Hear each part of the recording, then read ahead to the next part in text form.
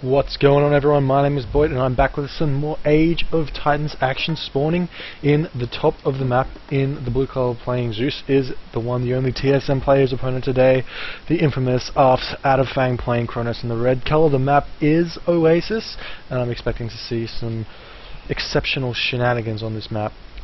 But before I start getting too hyped up into this, I really want to make a big shout out to Strange Strike and the Reddit community for putting in some big time really establishing Age of Titans footing in this Reddit community. I believe there's been 300 unique viewers on Reddit so far, and if you are interested in the community of Age of Titans, I do implore you to head on over to the r/Age of Mythology section of Reddit and check that out, because I think it's going to be really cool. If you want to look at some of Strange Strike's videos, there will be a link to his YouTube channel in the description below. And in other news, the Age of Empires YouTube channel, which has been hosted by the community leaders of Microsoft, I believe, I could be wrong, but basically they run all of the Age of Empires online stuff. They've asked me to put some of my videos on their Age of Mythology playlist, which I've gladly allowed them to do, and hopefully we're going to see Age of Mythology become one of those more active games again, and perhaps even a remake in the future. Just speaking a little bit out of sheer excitement there. Anyhow, these players really need no introduction, but I'm going to say it anyway. TSM player, one of the top Zeus players at the moment. I don't believe anyone bar Mister could really go head to head with his Zeus at the current state of the game with the current active players. Fang as well, been an expert for I don't even know how long. He's one of the strongest players ever. His random god is way up there with one of the top players ever, and this is going to be really interesting. Kronos versus Zeus on Oasis. I'm expecting to see some early aggression from the Kronos player, just because he's got, well, there's not much hunt, and he's got those Terma, which are so wood heavy, which can do so much harass, and he can really do a lot of damage. TSM player very lucky though with this map, got a nice back forest, a nice back gold, so a nice wall over like that will really stop any sort of pressure. We'll see how he decides to react to this. Player definitely going to come over here and grab this zebra and try and hunt off those and get that resource economy kicking into overdrive. We do see temple and a mana up for our Kronos player here. He's not yet advanced, but it looks like he's going to have the food to advance right after this village is spawned.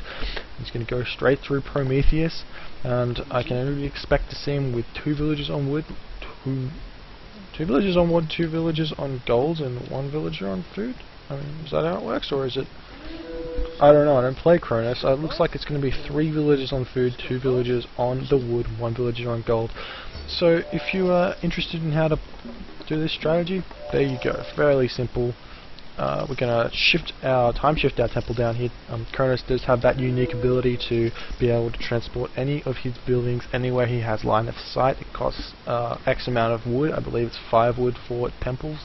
Anything like a guard tower or a palace costs a significant more, but yeah, that's basically it. And we do see Fang producing 1 Oracle Scout here. He's going to be making that into heroes with the Prometheus technology.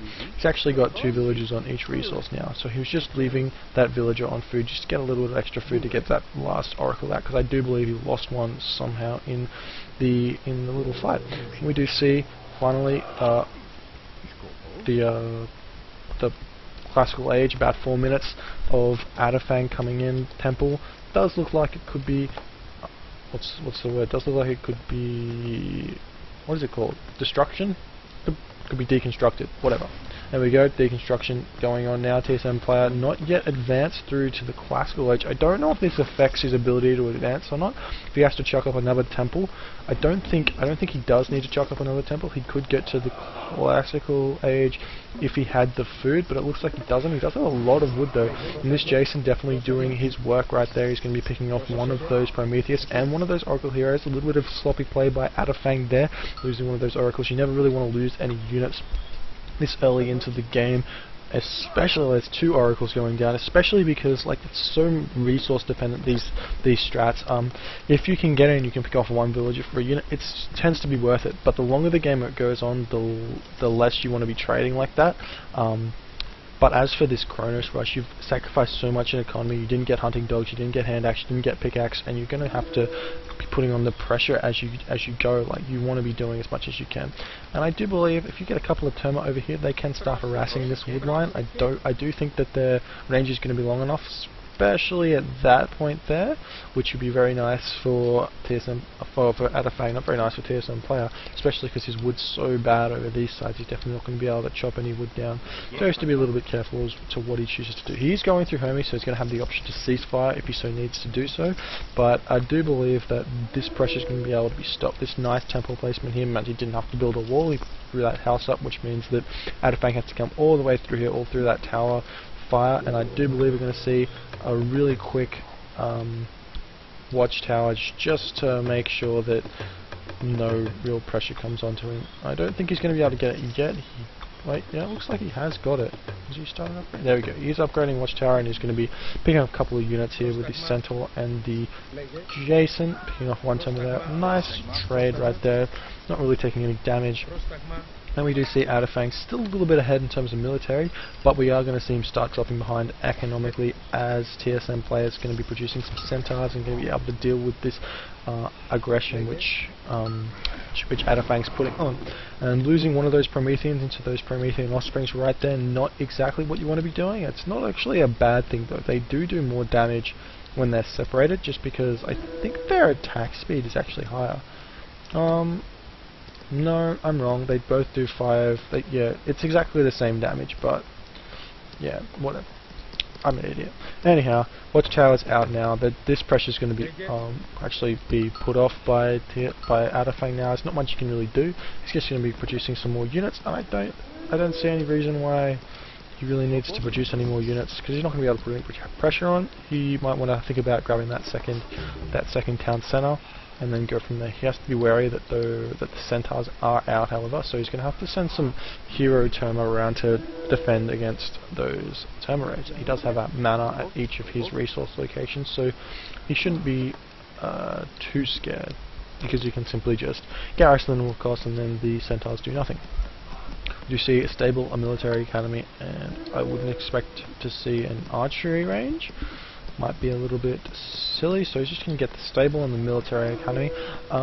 This is probably the best way, in my opinion, to play this matchup. If you start spamming centaurs, cavalry, and hoplite, you're going to get those hoplite, which are going to be very strong against the medium Terma, as well as those cavalry, which are also going to be very strong against the medium Terma, and then those centaur, which are going to be able to distract the Terma, because they're a priority. The heroes are going to be attacking them, but really Terma are so inaccurate that centaurs are basically invincible against them if you can micro them correctly.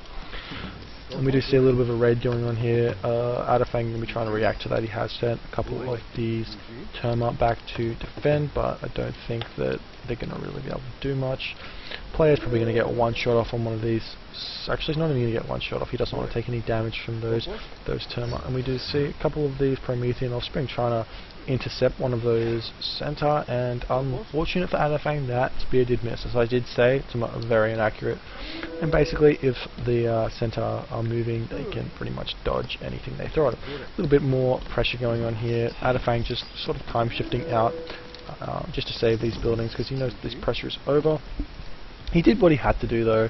He's got himself into a position that he's comfortable in, and TSM players just going to have to adapt, which is kind of what you want to do in this situation. You've got a god which is, unfortunately, he's very easy and simple to play.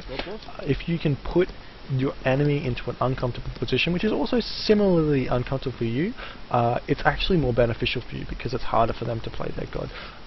It's a little thing that I like to call a resource, which is called attention. If you can occupy more of your opponent's attention than you can of your own, then you're going to be doing yourself a good favor right there. So in that, Adafang has been able to put on all of this pressure here, which has really been able to occupy TSM players' attention.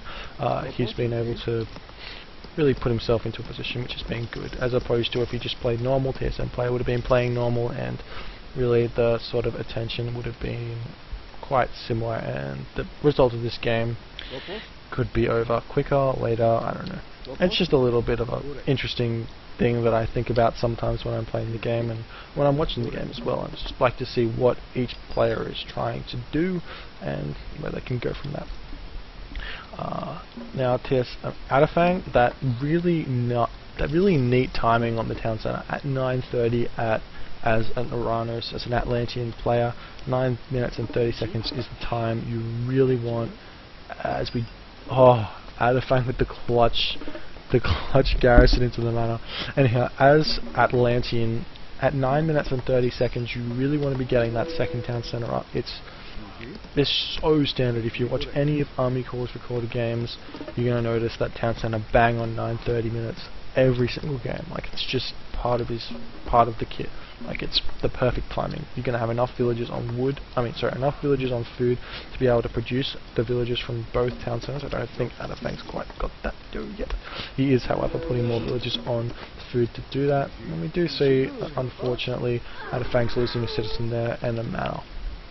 So he's going to have to throw down another manor, and he is going that third town center a little bit quick there, in my opinion.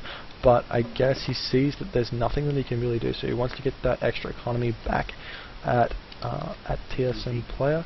And we do see that hand axe, husbandry, pickaxe, and hunting dogs has been grasped for Adafang, so his economy is definitely going to be kicked back into overdrive, as well as TSM player has also got those economy upgrades. So these players definitely playing the game exactly how it should be played, and they definitely warranted their top player status.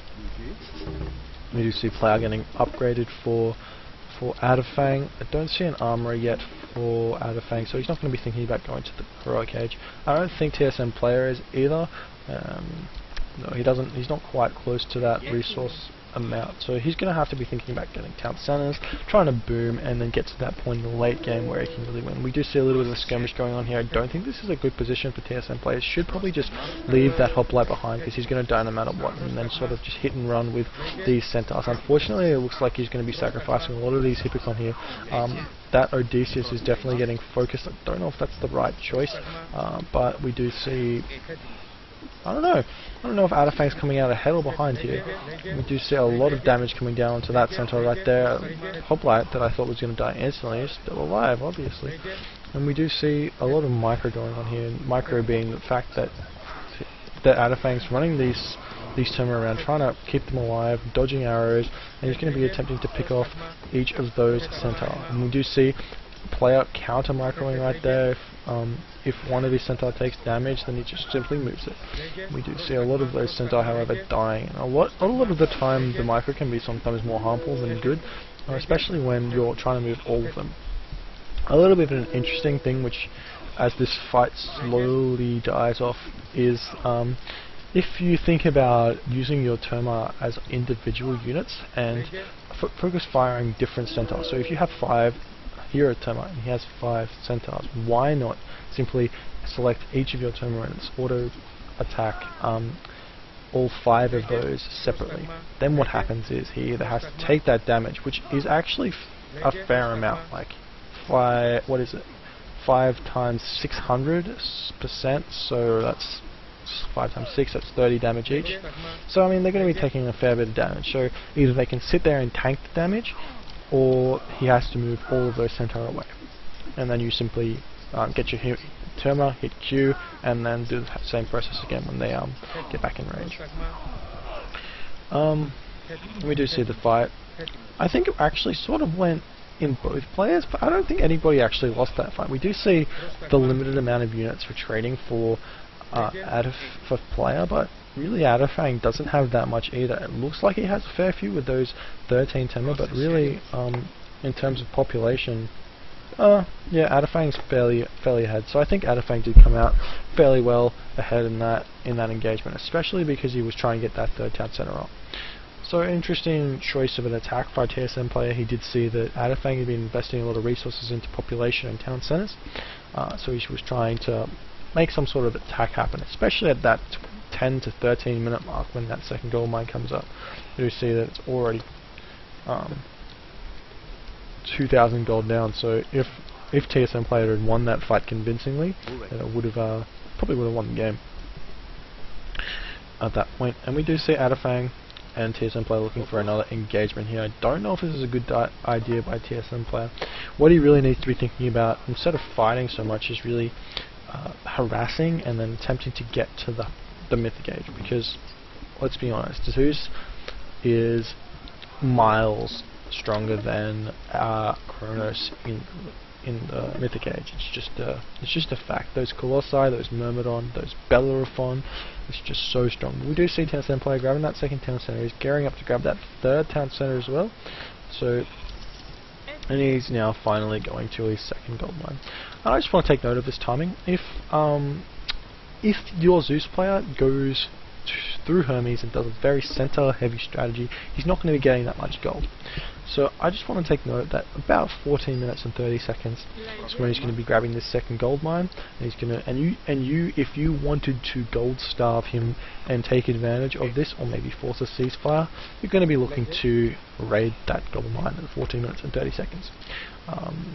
Granted, TSM player was under a lot of pressure, so you give or take 1 minute, probably about 13 minutes and 30 seconds, as opposed to the 10 minutes and 30 seconds, which is so normal for the first gold mine to extinguish. And you see a lot of these catapults, which counter cavalry, really shredding those cavalry down, and those hoplites really trying to go to town onto those hero Tema. But looks like with TSM player taking that town center, he really doesn't want to be fighting right now. He's actually only at 76 supply, so he's going to have to be able to defend off this fight with such little troops. He does have ceasefire, remember, so he can use that, but I don't think it's going to be able to really, probably not a good use here. I don't think that Adafang can really do any sort of real damage. Actually, he might be able to. If he can stop TSM player from mining from this gold mine, then that's no more units that TSM player can create.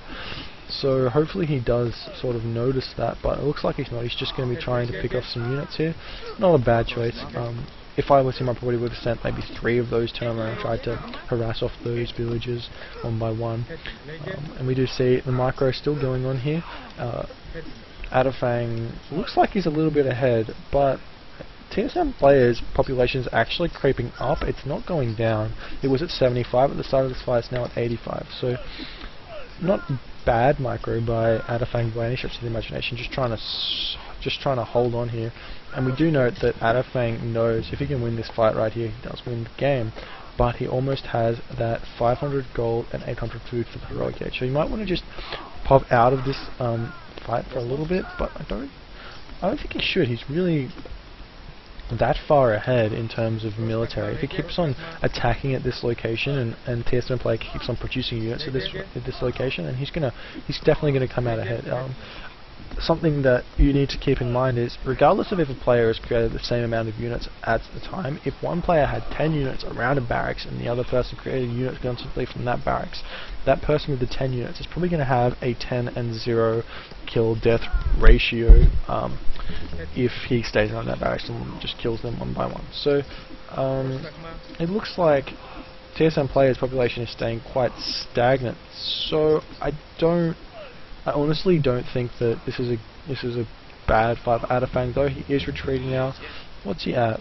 He's actually dropped population because he decided to go to the heroic age. In my opinion, this is not a good idea, simply because if you continuously pumped units into this spot and then took this gold mine, and that's GG. There is one villager over here, but keep in mind, if he picks off a couple of villages here, then he has to move over to this location to start mining gold again, and he's sort of cut off this town center from the rest of the base. But we're going to have to see some sort of armory upgraded, heroic age army with destroyers and stuff to kind of try and push through this location again. But TSM player, I don't know, he's looking quite scary at the moment. He's almost gearing up to get that 145 supply. I really don't like this by TSM player because he should know that at full population his army is stronger than Adafang, but he keeps on fighting at lower than full population.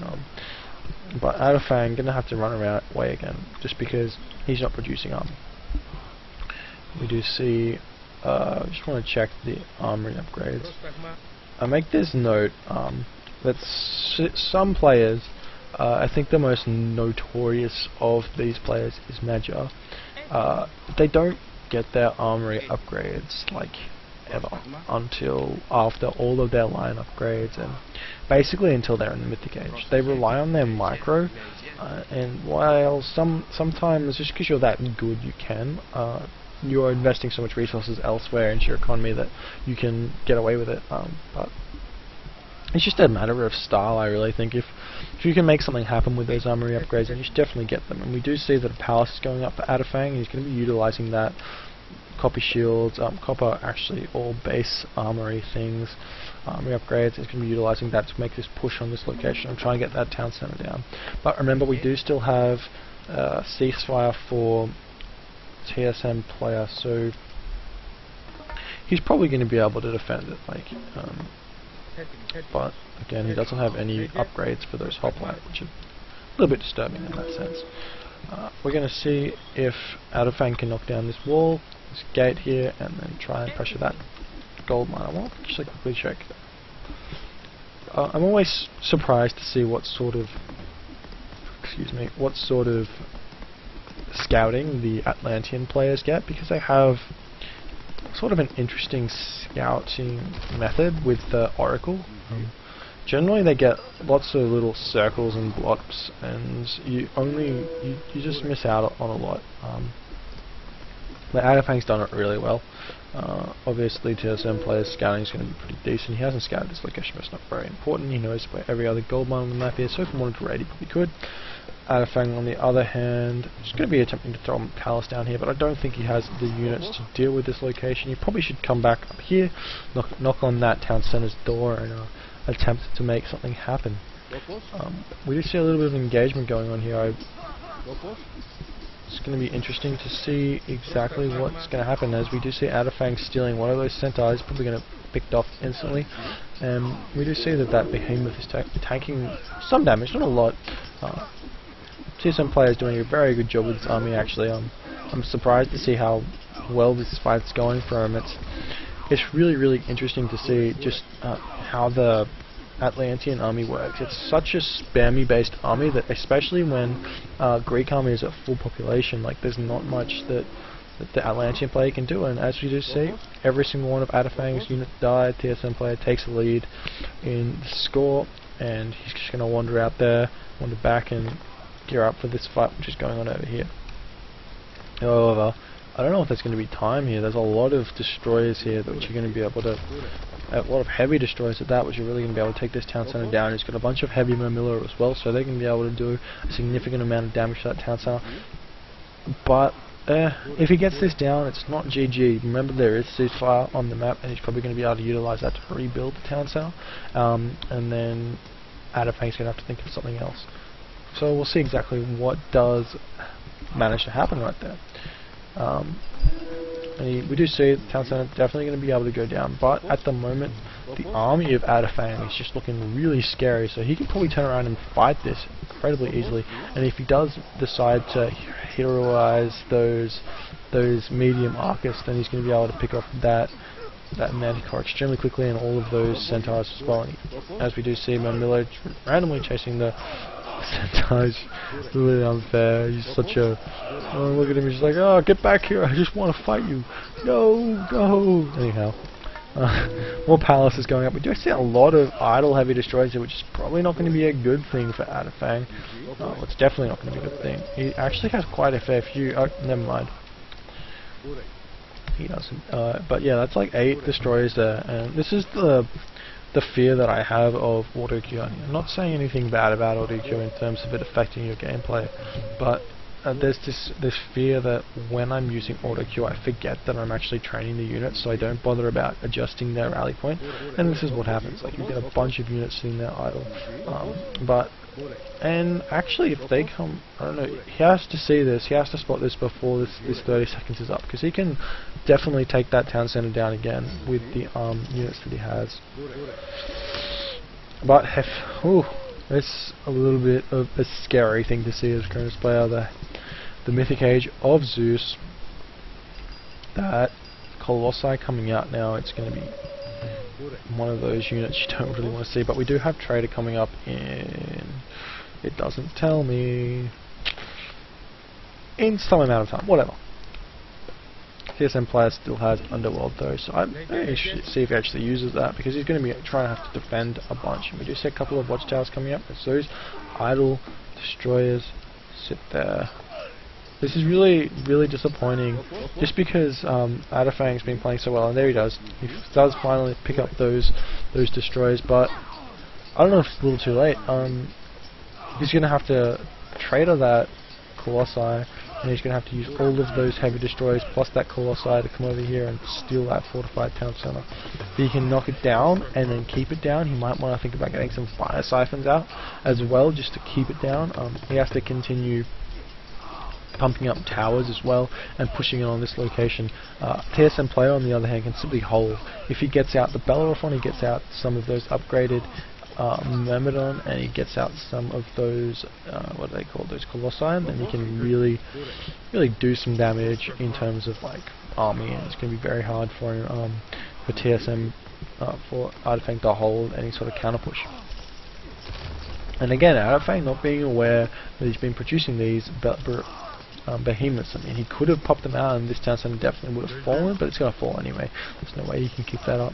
We do see the behemoths going to be trying to take down some of those stables. Fortress now coming up for TSM player, going to be able to hold on for a little bit longer with those extra tower fire, but the guard towers of Adafang, really nice use of them. While I hate playing against people who really spam guard towers, they're such an important thing to build, and I don't like this. Boiling oil is one of the worst technologies you can buy. It actually does less damage. If it's shooting arrows, then it's going to be doing 30 damage. If it's shooting boiling oil, it's going to be doing 15 damage, I believe. I believe that's how it works, and that's a lot of damage difference. So it's like half. So you're doing half the damage that you should be doing. And I don't know if it's pierce damage still or if it's hacked damage. So yeah, we'll see. I don't know. But he's decided to buy it anyway. Maybe he has the resources. He doesn't have the resources to buy it anyway. I don't think he should have. Anyhow, enough rant about boiling oil. If you ever see boiling oil, do not buy it. It's bad. It's gonna make your life worse. Just do me a favor. I really would have preferred to see Adafang maybe use deconstruction on that fortress there, and then being able to stop this town center going up. But again, it looks like it's not going up that quickly. If he can get these destroyers back onto it, it should never go up. And actually, I don't know if it is going up pretty quickly, but he does have a couple of destroyers on it, so it's going to be fine for the time being. Now, TSM player has to continue. I don't know. He's got a lot of units. I don't understand how you can have that many units and still be like stabby economically. Like, it looks like he's got a lot of stuff, whereas it looks like Adafang doesn't. Does he have a trade route going? Nope. That's really weird. I don't understand. I don't understand this game. Maybe he doesn't actually have that much. No, he does actually have that much. He's only got 15 Toxotes. That's about normal. But what I don't... Okay, he did it again. He had a bunch of idle units. If we hit the idle button, look, he's got all these idle units back here, which are heroes, and that's the biggest deal. If you have idle military, it's bad. Always remember to update your waypoints if you've changed Battlefront or anything like that. Again, I would really like to see one fire siphon at least, just to sit here and just keep on pestering that town center. If Adafang continues to build towers here, then he can keep pushing.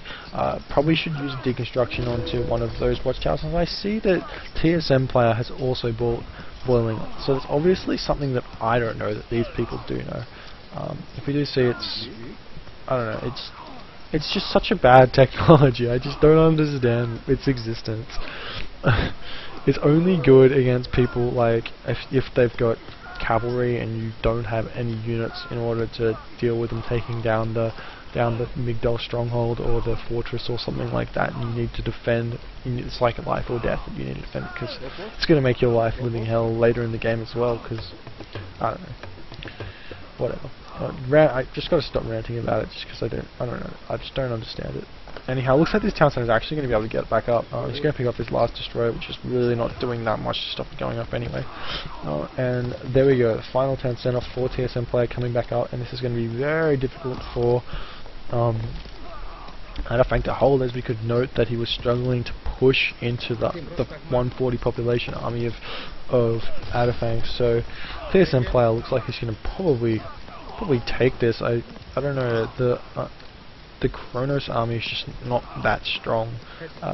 He does have quite a fair few Arcus though, which are going to be able to stay here, but unfortunately how Atlantean work is they don't really have any range siege. Their range siege is like 5 range or something stupid like that. I can't remember off the top of my head, but if you could have placed like a catapult here, you could easily stop that town center from going up, which is one reason why Uranus and Kronos and Gaia are sort of frowned upon. They've got like gimmick strategies where they just go fast Titan and stuff, and it just doesn't work. We do see, oh, that might actually make things a little bit different. So we do see, I don't know, looks like Implode's going down. Adafang has gone through to the Mythic Age, and he's going to be able to do a fair amount of damage. I don't think that this is actually that strong though. When it comes down to it, that's probably going to kill his own temple and nothing else. Oh no, picks off two towers and his own temple, and maybe does half damage to that town center. So we do see finally another push onto this town center. TSM player really needs to think about getting masons. Like, that's would have been a better upgrade than boiling oil. Just starters, like, you know, just get masons, like whatever. But there's so many villages on this town center. Again, there's just no siege for Adafang. He's got all of these destroyers, but they're really not going to be able to do anything. Just the shit thing about, pardon my French, the bad thing about just simply Atlantean. Perhaps if Adafang could go for Titan, if you could get a Titan out, then you might be able to do something. But again, you're versing Zeus. Myrmidon, I don't know if they have a bonus against Titans, do they? No, they don't have a bonus, but there's a technology which gives relic which gives them a bonus. But basically, they've got Bellerophon, they've got Colossi, and it's very difficult to win a game with just solely the Titan as Atlantean, which is what Adafang would have to basically do if he wanted to get one out. So that option is pretty much extinct. So what he has to practically do is get the gold up, get the heroes out, kill off the Colossi, kill off the Bellerophon, get out some Fire Siphon and try and maybe barge through this location, stop that gold mine from getting there, maybe send a villager over here and try and throw up something, but there's just so much stuff here that doesn't look like Adafang can really do anything.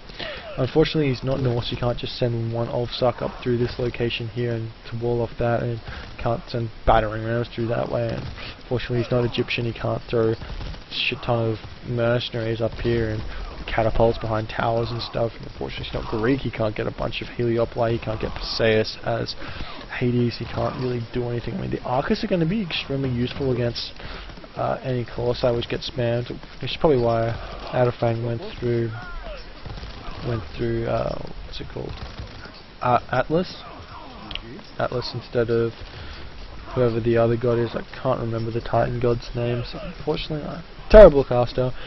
Anyhow, and it does look like TSM player slowly but surely pushing through this location here. He's got all of these medium toxodes. Yeah boy, medium toxodes. We do see Adafang tap out a G.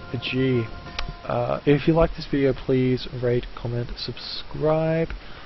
My name is BoIt. Thanks for watching. Be sure to check out the Reddit /Age Mythology page, and I'll see you guys next time.